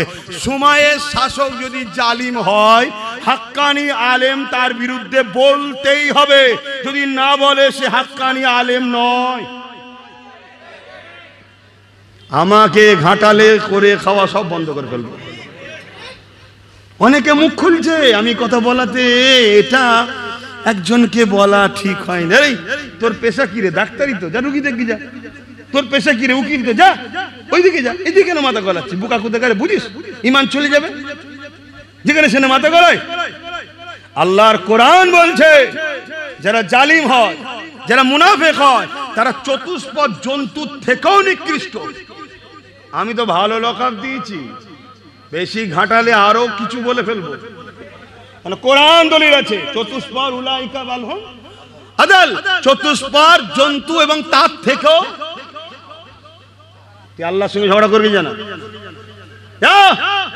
ওই তো একজন সুপ্রিম কোর্টে নাকি কেস করেছিল, কোরআনের 26টা আয়াত নাকি ভুল আছে। সে শয়তানের কি খবর? না ঘাটকা না ঘাটকা, কি এখন কোনো খবর আছে? এরকম সমাজে সমাজে একটা একটা করে ঘেউ ঘেউ করা কুকুর আল্লাহ পাঠায় আমাদের ঈমানকে পরীক্ষা করার জন্য। এদের খসলত হলো দুনিয়ায় জালিমদের পক্ষে দাঁড়াবে। এদের বৈশিষ্ট্যগুলো শোনেন, এদের বৈশিষ্ট্য শোনেন। এরা দুনিয়ায় জালিমদের পক্ষে দাঁড়াবে, এরা জুলুম করবে, এরা অত্যাচার করবে, এরা মিথ্যার পক্ষে থাকবে, এরা কোটি কোটি টাকা খরচ করবে ইসলামকে ক্ষতি করার জন্য। ইসলাম বিদ্বেষীদের জন্য, কিন্তু ইসলামের পক্ষে কখনো এদেরকে পাওয়া যাবে না। আজ খেয়াল করে দেখুন, যার বিষয়ে আব্বাস সিদ্দিকী কথা বলে, অনেক প্রমাণ তথ্য নিয়ে তারপরে মুখ খুলি না। আজ আপনারা খেয়াল করে দেখুন, বিভিন্ন বিষয়ে বিভিন্ন জিনিস নিয়ে একটু কিছু হলেই প্রতিবাদ করে এমনও মুসলমান আছে, কেশো করে এমনও মুসলমান আছে। কিন্তু যখন কেন্দ্র সরকার ওয়াকফ কালা কানুন তৈরি করলো, কেন্দ্র সরকারের বিরুদ্ধে ক্ষমতার ইজহার করলো না, ক্ষমতা প্রয়োগ করলো না, কেস করতেও গেল না, উপরন্ত মুসলিম দাবি করে বলল এই বাংলায় আন্দোলন করা যাবে না।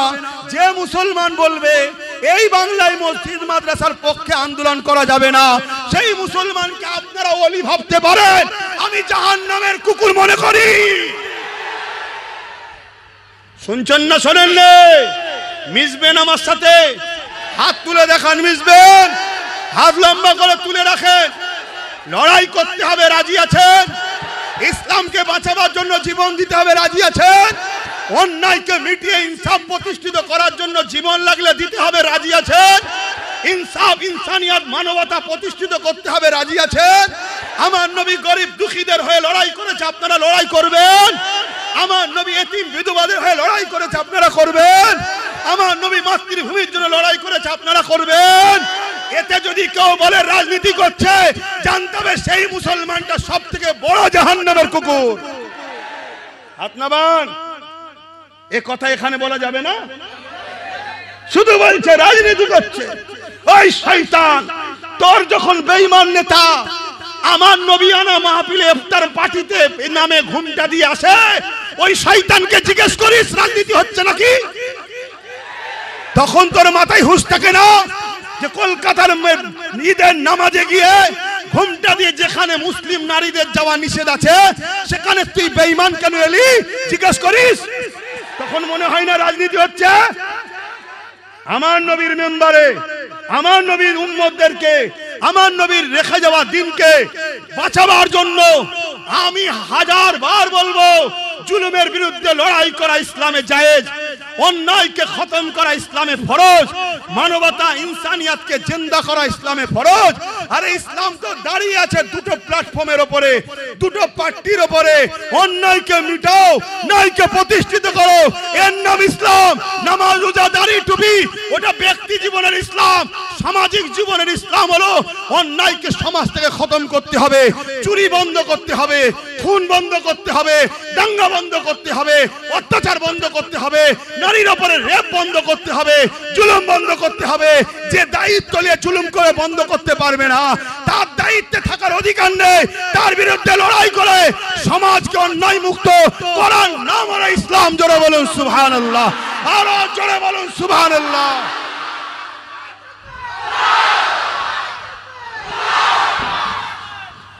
তোমার যদি ভাড়াটিয়া উলামা থাকে লিয়াসো, দিন কেমন বোঝে আমি একটু দেখি। যা ভিক্ষা দালালি খাচ্ছিস খেয়ে যা, জাহান্নামের কুকুরদের পক্ষপাতিত্ব নিয়ে মুখ খুলতে যাবি নি। তাহলে এমন বলবো, মুখ লুকোবার রাস্তা খুঁজে পাবে না। কেন দিনের স্বার্থে আমি সবকিছু করতে পারি, হুজুরের স্বার্থে আমি সবকিছু করতে পারি। ওয়া আম্মা বিনিআমাতি রাব্বিকা ফাহাদ্দিস, এই ইজ্জত আল্লাহ আমায় দিয়েছে। এই লোকগুলোকে এখানে জড়ো আমি করিনি, এটা আমার কৃতিত্ব নয়, এটা আমার আল্লাহর খাস দান। নবী মুহাম্মদ সাল্লাল্লাহু আলাইহি সাল্লামের গোলামির ফল। 100-র মধ্যে 99টা যুবক, যে যুবক ছেলেগুলো এখন ধর্ম থেকে কত দূরে, এই এত যুবক ছেলে, এই যে মজমা, এই যে ভিড়, এটা আমার কৃতিত্ব নাকি? এটা মুহাম্মদ রাসূলের পক্ষে চিল্লাই বলে তাই এই জনসমুদ্র আল্লাহ জড়ো করে। এই দুনিয়ার কারো তাক্কা করেনি, আমার জন্য আল্লাহ রাসূল যথেষ্ট। জোরে বলুন সুবহানাল্লাহ। আপনাদের জন্য কি আল্লাহ রাসূল যথেষ্ট নয়? মনে রাখবেন, দিনের যদি উপকার করতে নাও পারেন, ক্ষতি করে ফেলবেন না। কেউ মসজিদ ভাঙতে চাইছে, আপনি ভাঙেন না, কিন্তু তাকে আপনি ক্ষমতায় আনলে সে ক্ষমতা সে মসজিদ ভাঙবে, আপনি জান্নাত যাবেন? হ্যাঁ, আমি তো 5 ওয়াক্ত নামাজ পড়ি, আল্লাহ তোমার নামাজের মুখের দিকে তাকিয়ে আছে নাকি? এগুলো মাথায় ঢুকাও যুবক। অমুসলিম অন্য কেউ আমার মসজিদ মাদ্রাসার বিরোধী করবে, এটা যতটা না দুঃখ লাগে, তুই একটা মুসলিম সেজে বললি কি করে দিল্লি যাও? তাহলে জানতে হবে তুই বাহ্যিক সুরাতে সকলে মুসলমান, ভেতরটা তোর মুনাফেক। আর মুনাফেকের ঠিকানা কোথায়? আরো খোলাসা হবে। আমি আরেকটু বাজার দেখি কে কে মুখ খোলে। কতগুলো একসাথে মানে একটা কাফেলা থাকে তো নাকি? সবকিছুর কাফেলা আছে, জান্নাতের কাফেলা, জাহান্নামেরও কাফেলা আছে। কতগুলো মুনাফেক বেরোয় দেখি। মাঝে মাঝে কড়া ডোজ দিতে হয়। কি গো ভাই, অসুবিধা হচ্ছে নাকি?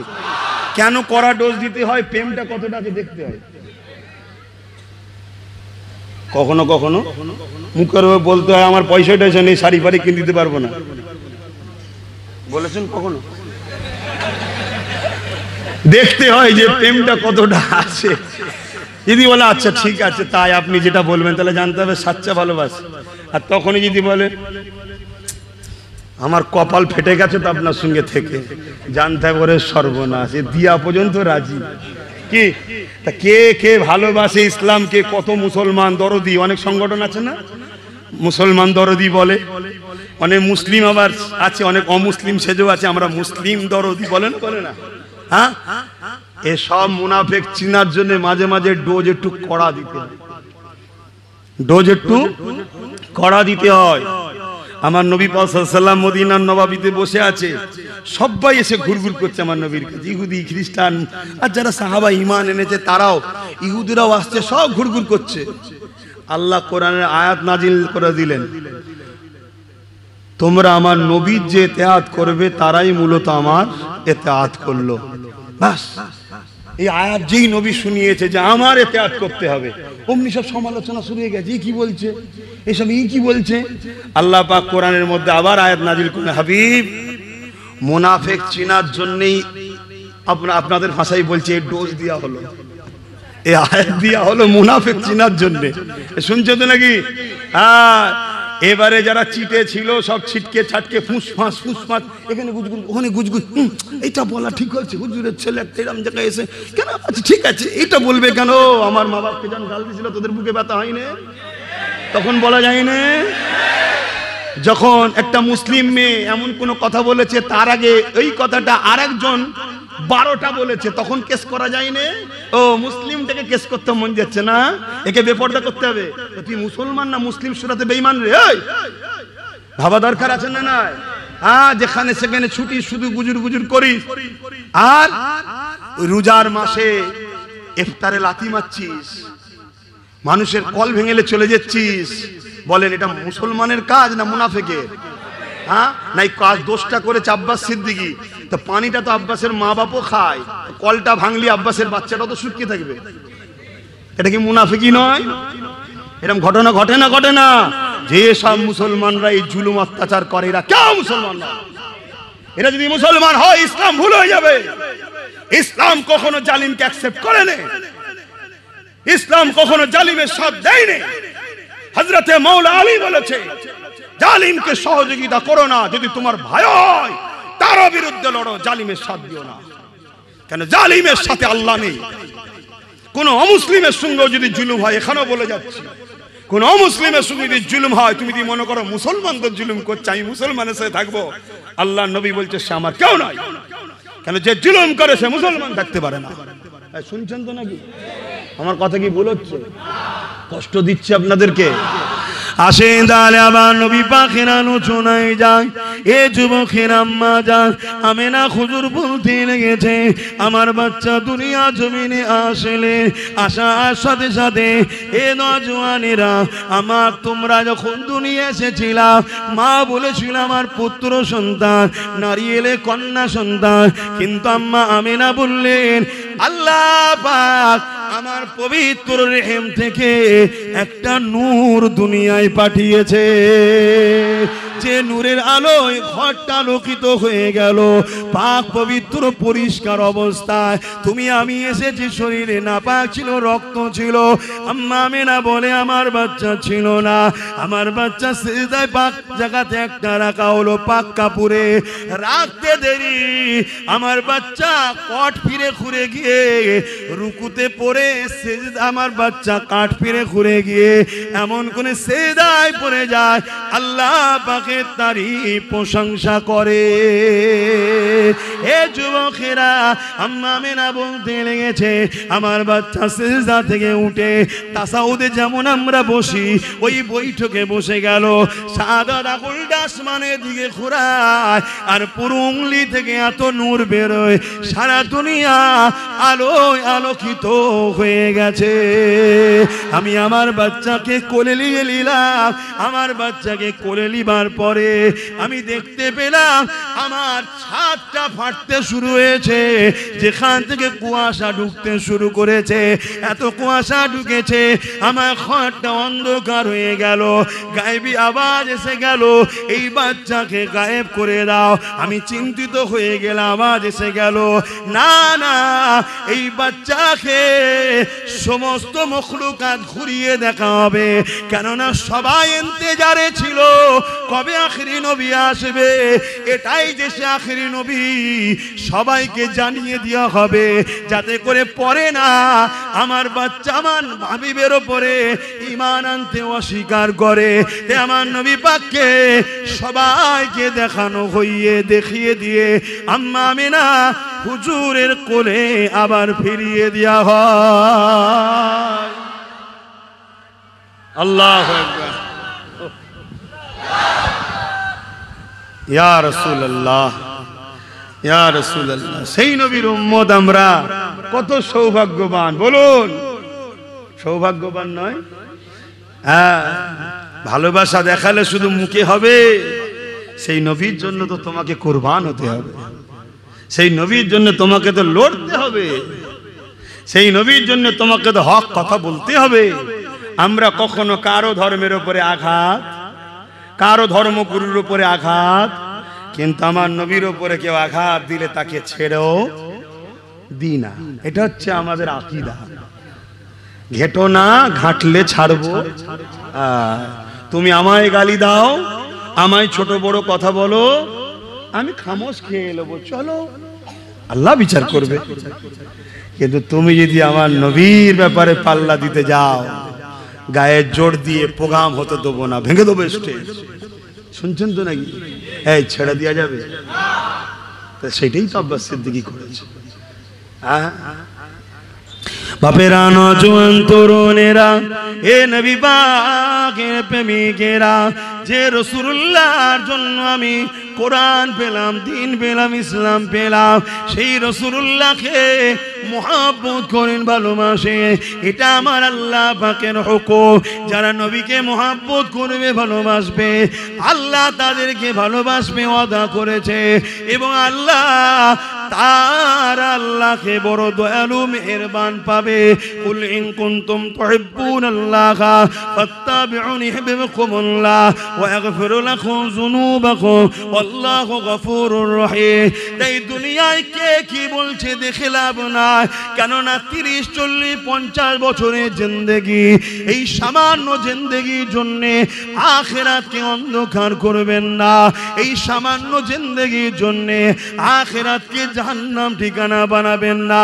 হ্যাঁ, ইসলামে কারোর উপরে জুলুমের ইজাজত নাই। তাই আমি বলবো না আপনি কারোর উপরে জুলুম করে, কিন্তু কেউ যদি আগ বেরিয়ে জুলুম করে, সেই জুলুমকে ডিফেন্স করে খতম করা, এটা ইসলামে ফরজ, নামাজের থেকেও বড় ফরজ। পাওয়ারের সাথে বলি, হ্যাঁ, সব থেকে বড় আফজাল ইবাদত হলো নামাজ। সব থেকে বড় আফজাল ইবাদত কি? নামাজ। ওটা হচ্ছে ব্যক্তি জীবনের জন্য। আমি আবার বলছি, একটা ব্যক্তি জীবন, একটা সমাজ জীবন। কথা কিছু বুঝে আসছে? আমি নামাজ পড়লে আমার ফায়দা, বাকি কারো ফায়দা নাই। কিন্তু এই সমাজে যদি একটা গুন্ডা, চরিত্রহীন, সমাজ বিরোধী, ডাকাত, খুনি থাকে, তাকে যদি মিটিয়ে দেওয়া যায়, তাহলে পুরো সমাজ বেঁচে। আল্লাহর সৃষ্টিকে অন্যায়ের হাত থেকে বাঁচাবার যে ব্যবস্থা করলে, জুলুমের হাত থেকে, আল্লাহ তোমাকে কিয়ামতের দিন বিপদ থেকে মুক্ত করবে। জোরে বলুন সুবহানাল্লাহ। তাহলে লড়াই করতে হবে না? হবে না? অত মায়া করলে হবে না। জিন্দেগি আজ আছে, কাল নাই। আজ আছে, কাল নাই। এ তো জানে যেতেই, এ তো যাবেই। চলো না এর পক্ষে থাকি, যেদিন যাবা সেদিনই যাবে। আগেও যাবে না, পরেও যাবে না। এবারে আল্লাহকে বা আল্লাহর পক্ষে তুমি আছো কি না নাই, তার জন্য একটু আল্লাহ পরীক্ষা নেবে। আর আল্লাহর পরীক্ষা নিশ্চয়ই জানো তো একটু কঠিন করাই হয়, তবে একটু মজবুত হয়ে থাকলেই পাস আল্লাহ দয়াতেই হবে ইনশাল্লাহ। কিন্তু আর কষ্ট কোনো দিন না, এবার শান্তি আর শান্তি, শান্তি আর শান্তি।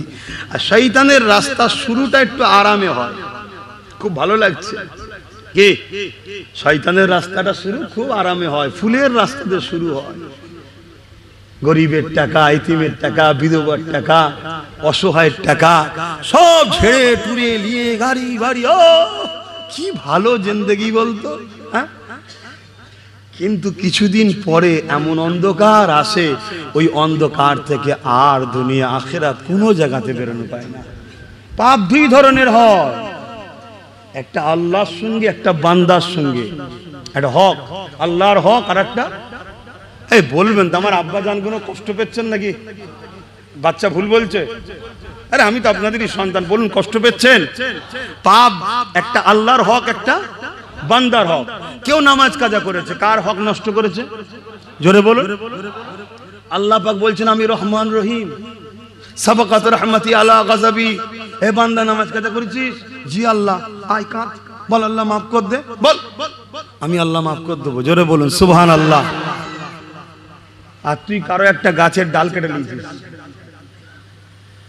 ওই বান্দা না মাফ করলে মাফ করবো না, এটা ওর হক মেরেছিস, ওর কাছে মাপ চাইতে হবে। তাহলে জনগণের অর্থ যারা ঝেড়ে খায়, শুনছেন কজনের কাছে মাপ চাইবি? শুনছেন তো?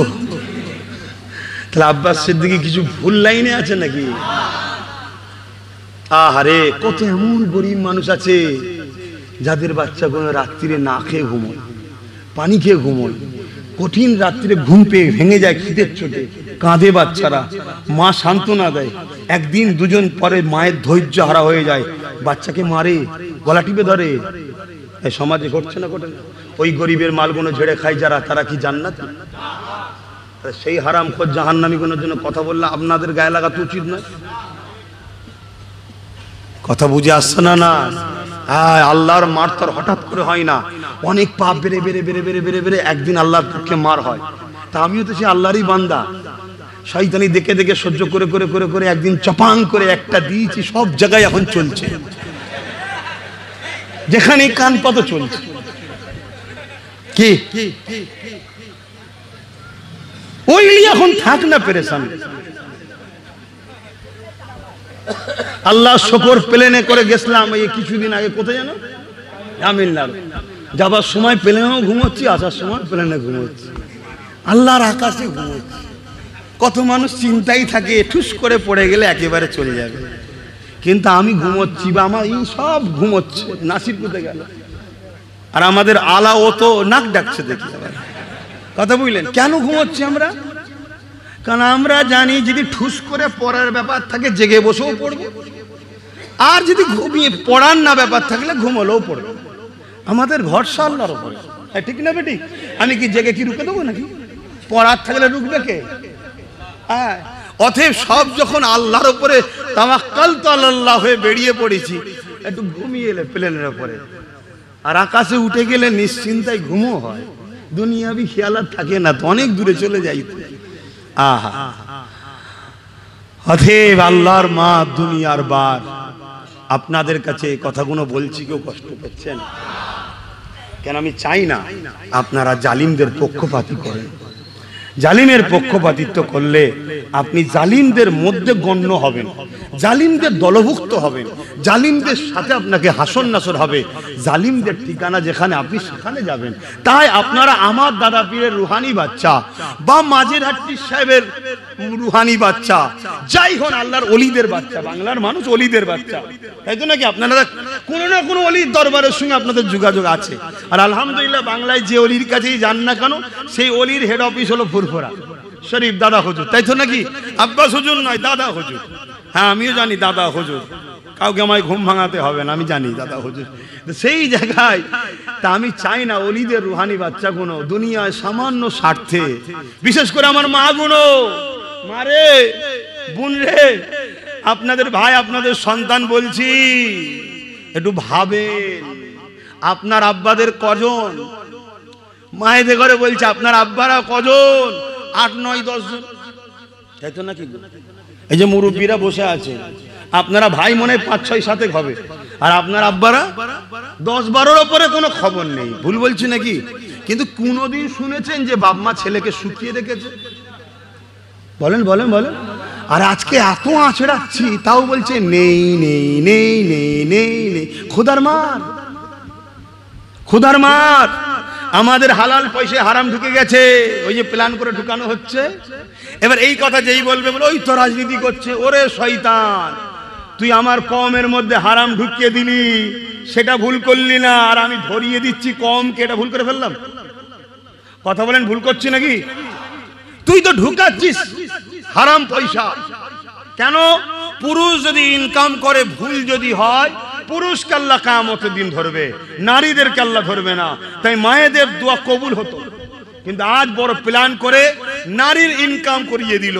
আর সেই টাকার মধ্যে যদি সুদের টাকা হয়, লুটা টাকা হয়, মদের টাকা হয়, আরো ইত্যাদি ইত্যাদি কত কি আছে তো নাকি?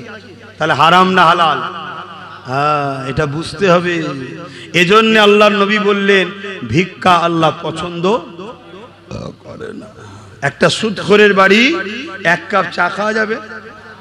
ঠিক করে বলো। আরে 1 কাপ চা তো খাওয়া যাবে না? কেন খাওয়া যাবে না? সুদখোর। ওই সুদখোরের বাড়ি আপনি প্লাস্টার করতে গেছেন, রং করতে গেছেন, ফার্নিচারের কাজ করেছেন, ইত্যাদি ইত্যাদি, 1 লাখ টাকা বিল হয়েছে, লিয়া যাবে?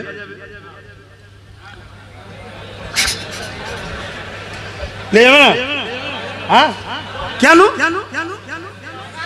কেন? ও দয়া করেন। আমি মজুরি করেছি, বিনিময় নিচ্ছি, আর 1 কাপ চা। খুব মাথায় ঢুকান, খুব মাথায় ঢুকান।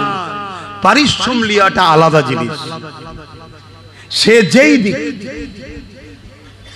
কোন কাজে হোক আর গভর্নমেন্ট হোক, পারিশ্রম যদি দেয় আপনাকে, আপনার পাওনা যেটা মেহনত, আপনার হক, আপনার অধিকার, সেটা আপনি যে পয়সাই হোক আপনার জন্য সেটা, কেন? ওটা আপনার পারিশ্রম। সে কি থেকে দিতে সে বুঝবে। কথা বুঝে আসছে না? নাই। কিন্তু কেউ যদি আমার উপরে দয়া করে ফ্রিতে দেয় কিছু, 1 কেজি আলু দিল,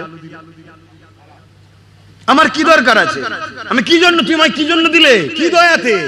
না, তুমি আমার গোলাম হয়ে থাকো, এই দয়াতে তো। তুমি আমার পক্ষে থাকো, এই দয়াতে তো, অন্য কোনো কারণ তো নয়। এগুলো বুঝতে হবে। আমার কওমের ইমানের অস্তিত্ব বাঁচাবার স্বার্থে বুঝাচ্ছি। পেটে হারাম ঢুকে গেলে ব্রেন আর হালাল রাস্তায় চলে না, এজন্য বুঝাচ্ছি। এই বুঝানোটাকে কেউ যদি মনে করে এই জন্যই তো বলি তুমি রাজনীতি করছো, তুমি চরম মূর্খের মধ্যে রয়েছো, তুমি চরম অশিক্ষিতর মধ্যে রয়েছো। এটা আমার ইসলাম, এটা আমার ইসলাম। কিন্তু আমরা দেখতে পাচ্ছি তোমরা রাজনীতির নামে, পাওয়ারের নামে আমার ইসলামকে বারবার টার্গেট করছো। যার একটা ছোট্ট নমুনা বলবো, জোরে বলেন, বলবো। কেন্দ্র সরকার ওয়াকফ কালা কানুনের নামে সংবিধান বিরোধী আইন তৈরি করেছে। সংবিধানে লেখা আছে কোন গভর্নমেন্ট, কোন রাজ্য সরকার বা সেন্টার সরকার, রাষ্ট্র কখনো কারো ধর্মে হস্তক্ষেপ করতে, বিরোধীও করতে পারবে না, উন্নতিও করতে পারবে না। উপরন্তু আমি দেখলাম তোমরা তোমাদের আখের সব গুছিয়ে নিচ্ছ। তুমি ওখানে বানাচ্ছ, ইনি দিঘাতে বানাচ্ছে, সবাই সবার গুছিয়ে নিচ্ছে, কিন্তু তোমরা বারবার আমার মসজিদ, আমার মাদ্রাসা, আমার কবরস্থানকে টার্গেট করছো না? করোনি? ওয়াকফ যেখানে নিষেধ করেছে কারো ধর্মের উপরে আঘাত দেওয়া যাবে না, রাষ্ট্র কারো ধর্মের বিরুদ্ধে কথা বলতে পারবে না, সংবিধান রাইট দেয়নি, সংবিধান ইজাজত দেয়নি। যে যার ধর্ম, যে যার মানুষ নিজের পয়সায় নিজের মতো করে করবে। কেউ যদি মনে করে আমি কোনো ধর্ম করবও না, তাকেও দেশ রাইট দিয়েছে, তারও অধিকার আছে।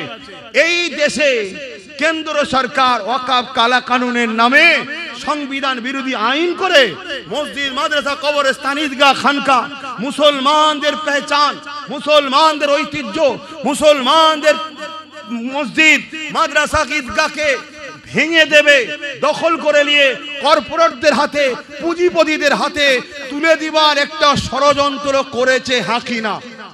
জোরে বলুন, এটা কোন শক্তিতে করছে সে? কোন পাওয়ারে করছে বলুন? জোরে বলুন। এটা কি রাজনীতির কাজ? তাহলে তুমি রাজ ক্ষমতা দিয়ে কি করছো? তুমি যখন রাজ ক্ষমতা দিয়ে আমার ঈদগাহ লুটতে এসছো, তো ঈদগায় বসে আমি ঈদগাহ বাঁচাবার জন্য বলবো না? বলবো না? কথা মাথায় ঢুকছে?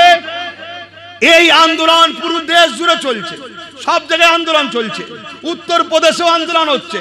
উত্তরপ্রদেশের সরকার যারা আন্দোলন করছে তাদেরকে মেরে জেলে ভরে দিচ্ছে। কেন? মোদির বিরুদ্ধে কথা চলবে না। আমার পশ্চিম বাংলায় এই আন্দোলন যারা করছে তাদেরকেও মেরে জেলে ভরে দিচ্ছে। কেন? মোদির বিরুদ্ধে আন্দোলন চলবে না। তাহলে যোগী আর রাজ্য সরকারের মধ্যে পার্থক্য কি? এই কথাটা বলা যদি কেউ মনে করে নবী দিবসে কেন বলবে? আরে নবীর মসজিদ বাঁচাবার জন্য নবী দিবসে বলবো না তো কোথায় বলবো? কথা মাথায় ঢুকলো? মসজিদে দাঁড়িয়ে দাঁড়িয়ে বলা দরকার ইমামের। যদি ইমাম না বলে কিয়ামতের দিন জবাব দেবে। তুমি আল্লাহর ঘরে দাঁড়িয়ে আল্লাহর ঘরকে বাঁচাবার জন্য কেন বলবে না? কমসে কম এতটুকু তো বলা দরকার, যারা আমার ওয়াকফের নয়, যারা আমার মসজিদ মাদ্রাসার নয়, তারা আমাদের কেউ নয়। এতটুকু তো বলা দরকার। তো ভাইরা আমার, বলুন আপনাদের কোন আপত্তি হচ্ছে? ভিড়ের ভয়ে কি না বলছেন নাকি? হ্যাঁ, ভিড়ের ভয়ে না বলছেন? তাহলে একটু সালাম দিয়ে এলি, ওই সুযোগে আস্তে আস্তে চলে যাবেন। সুযোগ পেয়ে যাচ্ছেন, চলে যাবেন। ইয়া নবী,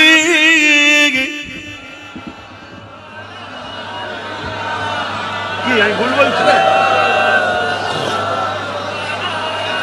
সবাই যদি বলে বলবো না, মানবে।